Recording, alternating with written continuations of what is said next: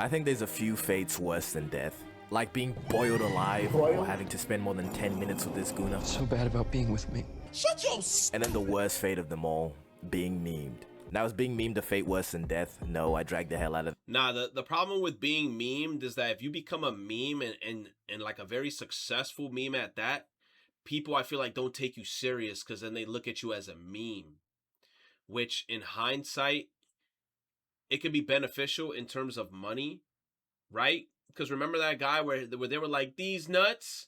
He got so popular that people started inviting him to venues and he started making a lot of money. But then I feel like at the same time, people cool with you, but they don't take you serious type shit. You know what I'm saying? I don't know. I can't explain it. That it's really dependent on the circumstances, but it can get pretty bad.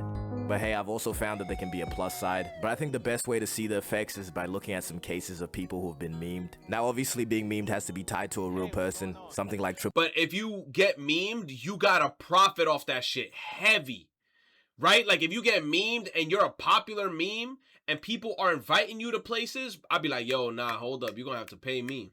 I ain't going there for free for nobody. Hell no. You better put a bag. You better put a bag in my shit. And then I'm doing TV commercials. Because sometimes even TV commercials or like, I don't know, McDonald's or IHOP or some shit, bro. If you become a famous meme, some motherfucker will like sponsor you. I don't know. Booty doesn't really affect anyone. You know, maybe except this guy who people say looks like Sahur. I can't lie, I kind of see it. But the first example that comes to mind will be our recent TikTok memes like Sun. Now, Sun is operating at a level only comparable to Kirkification. The amount of variations I've seen of Sun is ridiculous. Crazy. True that Jowdar Sky. No, Oddity. Thank you, Oddity. Sunyan, you guys turned him into a... Bro, I was wondering forever, what the fuck was that emote? Sunyan?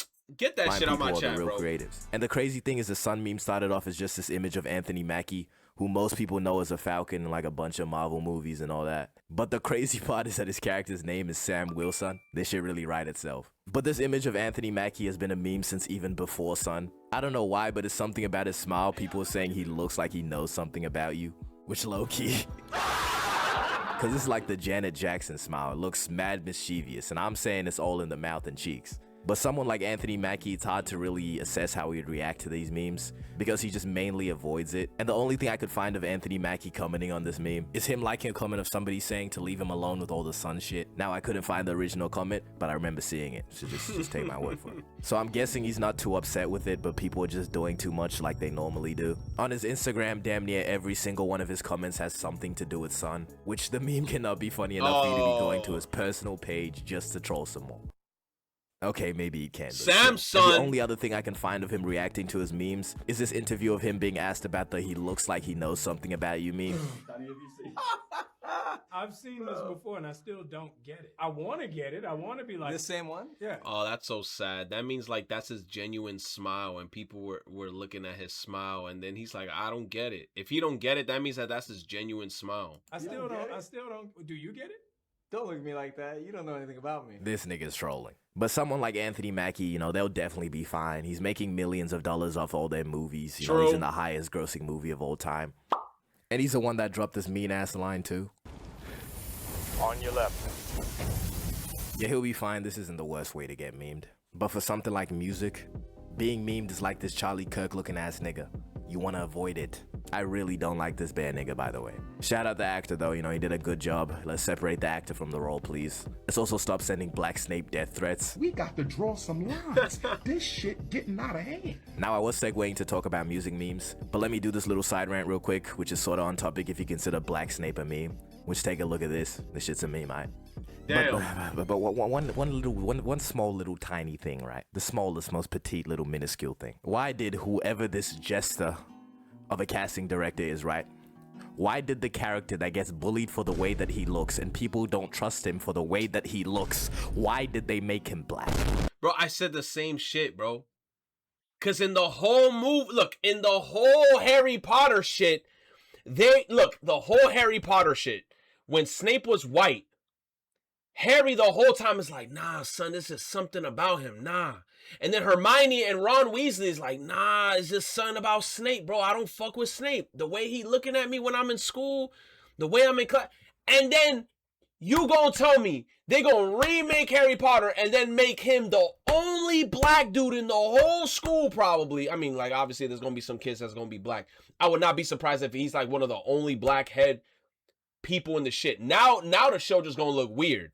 Because now the whole time, Harry gonna be a little white kid with his white friends talking about, I don't know, man, there's something about Snape. And Snape the only black person that's like a teacher in the school. People are automatically gonna start looking left and right and being like, yo, Harry Potter racist. Oh shit. Ron Weasley, the ginger, he don't like black people. You know what I'm saying? Like that's how the shit gonna look, bruh. But I don't know. We're gonna have to see when the shit comes out. I'ma personally watch it because I'm a fan, so I'm gonna go see it and then give my 2 cents on it. Everybody racist in Harry Potter, I guess. Which they low-key already were. Alright, I could make a whole video on J.K. Rowling and the bullshit she put on the page. But back to the music. Doobie Scoot. What?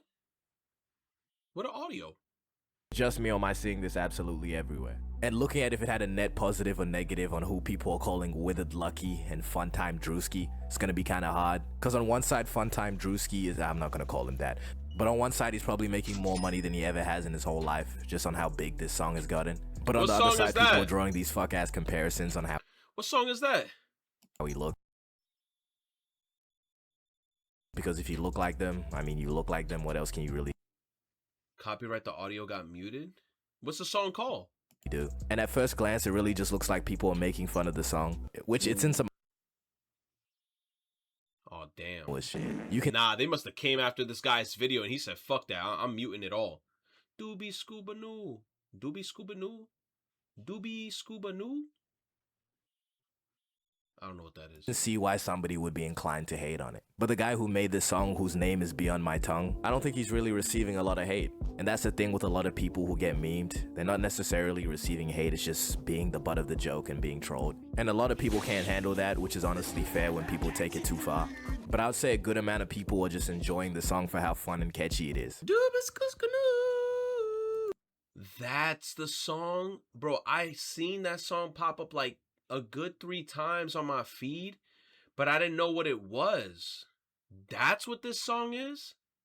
And okay, so it became a meme, I guess, because it's just the way it sounds. Versus something like Coworker Music. I'm the fucking king of the sea. Sometimes I get a little bit angry.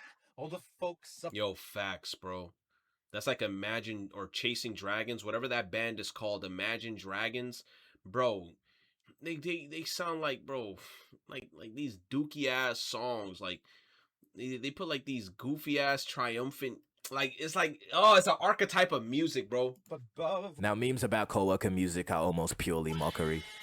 If somebody's calling your song burger music, like the shit they would play at a millennial burger shop with their starter pack, it's most definitely a diss. And I'll say the artist making the Coworker Music will perceive it as a diss. Being a coworker is really just another way of saying but. Even though if you have coworkers, you're a coworker, but you know, we all the main characters in our lives. Now a lot of songs have been given the title of Coworker Music. Some that you would recognize would be songs like Thick of It. If I laugh, hang up. Sing it. I'm in the thick of it, everybody. Which I would say actually ended up having a net positive for KSI, even though he seemed like he hated people trolling him for it. Pressed over it being a meme or? Yes! Why are you? Because it's my music. Well, I don't think you understand. When you spend your time, hours in the studio, working on beats, working on music, working on lyrics.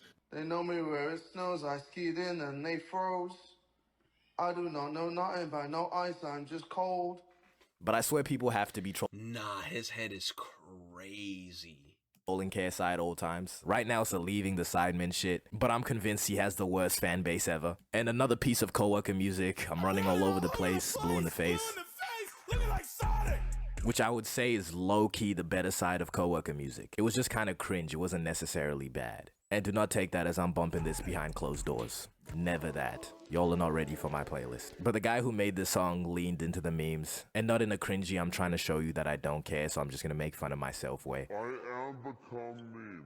Like and subscribe. But I've never really seen somebody be discouraged from music after being memed, which I think they've realized something that a lot of people need to, and that's the fact that there's a market for everything. So you guys go to a Dax concert? Yep. Oh yeah, this is perfect. That's what I like to hear. You guys real Dax fans or? Yeah. Real Dax fans? Even if somebody's exploring something creative that to you is the worst thing in the world, No, I'm just kidding. I got a buddy out in the city, boys, they hate it. Someone is gonna mess with it. So being overly negative and telling That's what I'm saying, bro. There's a fan base for anything. There's a fan base for anything. So even if you think it's ass, they probably got some fans and shit that would like be like, yo, I'll go to that concert. people to like quit. You said this is the movie Whiplash. I gotta watch this movie. I alone want to watch this movie just because of that sexy ass drum line bro was hitting. It's just never really been the answer. But what I see pretty often is somebody that's had success in music just randomly get switched up on and be memed. And my examples today will be Hobo Johnson, NF, and Dax. Bro, this motherfucker, bro, he make music for I hate a motherfucker who talk over a beat, bro. Like I saw a clip of this motherfucker. Oh my gosh, bro. Like that shit was dude. Johnson, NF, and Dax. Mount Rushmore of coworker music if Mount Rushmore had 3 heads. And these guys just make the music that's easy to make fun of, which all I have to say is somebody's gotta do it. Like you ever heard like an instrumental and a motherfucker's just talking and rhyming? Like, oh my God, that should be irking me. So respect to all the artists putting music out there for all the co-workers. But what I think is crazy is you could be randomly going about your day and some interviewer guy could ask you a question. A camera can catch you courtside of a WNBA game. You could have a questionable reaction to a young woman dancing and all of a sudden you're a front page meme on TikTok. And again, this can be a good or bad thing depending on the person. Some of you might recognize this guy. If you don't, this young gentleman right here is the blueprint. I think girls like this kind of stuff, like a bad boys, not a good guys. So I try to be a little bit bad boy. If this was anybody else that ended up saying this and getting memed, they would be getting slaughtered. But this is Gary Singh we're talking about. It just comes across so innocent. Instead of some grown-ass man talking about how he's a bad boy. I call this bad boy just badass. It's clean, it's simple, but it's an incredible way to still be... While there is some straggling haters, they just don't understand that this is the realest guy ever. He even had to clear up what kind of a bad boy he is. But yeah, kind of. But not really hurt or harm people, not anything else. But just on a dance floor, I'm a bad boy. Hey, bro, he having fun. And they did a post-meme interview, and it didn't show the horrors of being memed. He talked about all the positivity that he's been receiving. I got a lot of compliments, like a lot of comments, and they say, who's Messi? Gary's the GOAT. So would you look at that in the right situations, there is some positives to getting memed.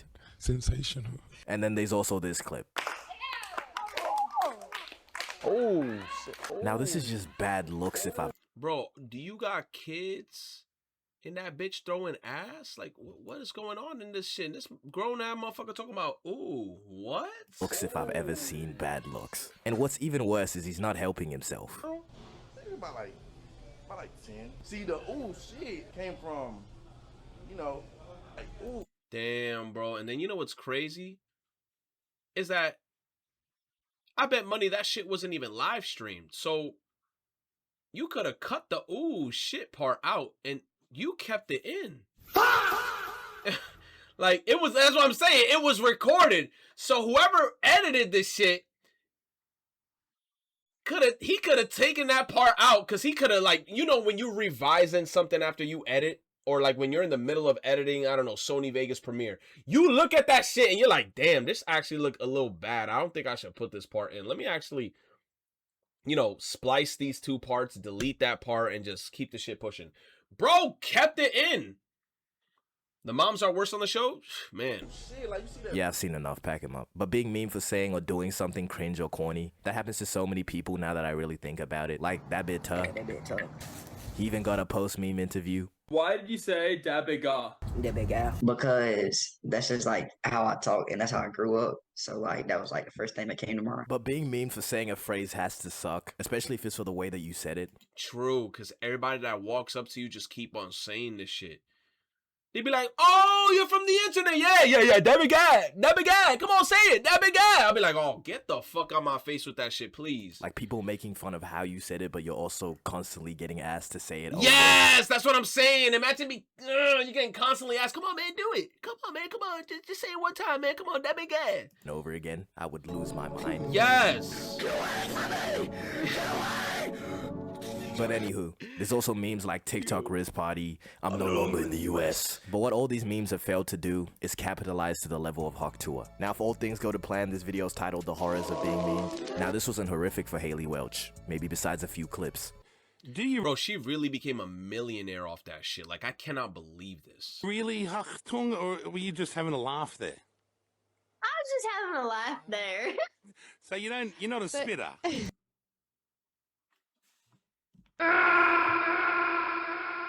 He trying to find out. Look at that grin.